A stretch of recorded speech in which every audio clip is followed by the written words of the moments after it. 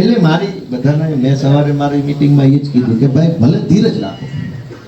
આટલા વર્ષો પછી આમ તો આટલા આપણે સમજો ને કે આપણી પેઢીઓમાં પહેલી વાર આપણને એવડી તક મળી હોય. હું મારી પેઢીનો પહેલો નેતા છું. એમ બધા પોતપોતાની પેઢીમાં પહેલી વાર જીત્યા હશે.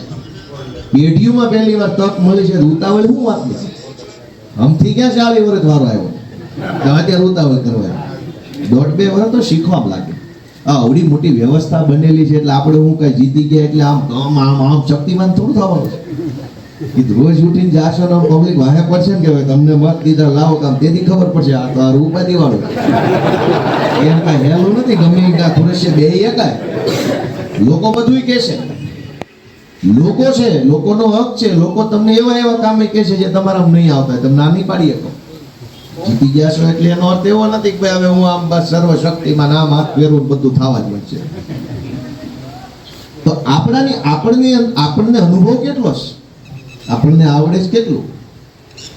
જનતા હારે વાતચીત કરવી, ફોન પર વાતચીત કરવી, સરકારી માણસ હારે વાતચીત કરવી, કાગળિયા લખવા, આ મીડિયા મિત્રો કંઈક એવું આવશે તરત પૂછશે ત્યાં હું બોલું, કેટલું શીખવું પડશે. આ કઈ એમ હેલું થોડું જ ગમી ખુરશી બે જઈને કાલટી વાળા બોલો ભાઈ હું કયો મને ક્યાં કઈ આવડે